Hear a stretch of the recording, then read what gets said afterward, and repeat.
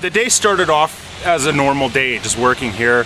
I was in my wash bay working on a baler, washing it up, and then my wife, she was texting me, pulling off pictures from Facebook and texting to me, like keeping me updated. And then she said that the 7-Eleven's underwater, and I'm like, okay, that's a little far-fetched. So I look at my phone, and then I'm listening, watching Facebook and stuff like that.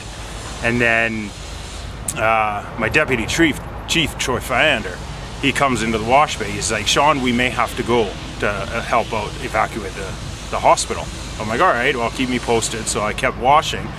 And then I think it was a couple hours later, he comes in. He's like, hey, Shawn, we got to go now. So three or four of us jumped into his truck and met at the High River Fire Hall. And the guys coming from Nanton knew that we were here already and brought our gear. And just at the co-op itself, we had, I'd say, just over 200 people to get out. So we brought the combines in, we backed them up to the loading dock, and before that, Okotoks fire had come down 12th Avenue to see how we were doing. And they assessed everybody, see who had medical conditions, who needed to go now. And with their little dinghy and the amount of people we had at the co-op, it would have taken forever. So that's why we had decided the combines. So they gave me a life jacket, left me in charge, and the amount of years that I've been on the fire department, I've been incident commander a few times, whatever, but this, by far, the biggest and most intense commanding I've ever done, like this sector.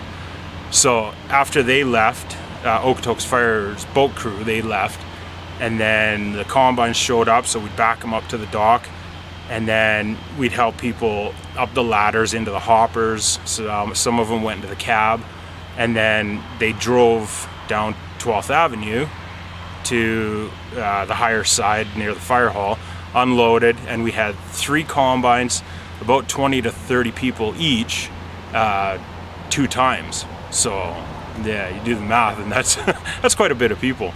And I had this one lady, she was heading back to the gas bar because she was coming off 12th Avenue to come into the gas bar. Well, with everything underwater, they've got landscaping boulders. Well, she ended up high centering herself, and her van's stuck there. So she wanted to go back to her van. Well, somebody hollered at me that the lady's going back to her van. So I go rushing over there. I'm like, what are you doing? It's like, oh, I need my cat food. Really? I'm like, all right, you stay right here. Give me your keys.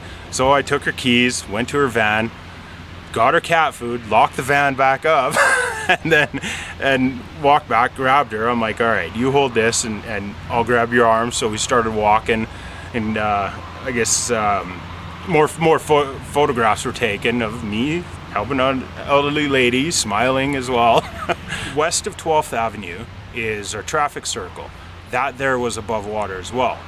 So people who were stuck in the water were walking, making their way to the higher grounds, and they were there getting loaded into boats and helicopters, and then they'd come to the east side of 12th Avenue. Well, boats would come in, we'd grab them, pull them until it drug on the bottom, and then unload, push the boats back off. We'd land the helicopters, unload those, and then I had one lady, it was the funniest thing. The boat comes in, I put out my hand, I help her out, and she gives me this look, and then she looks to the west, looks to me, looks to the west. She's like, did you get flown over here? I'm like, what? I'm like, no, my twin brother must be over there. So I didn't know this at the time, but my twin brother on the High River Fire Department was on the west side loading people, and I was on the east side unloading them.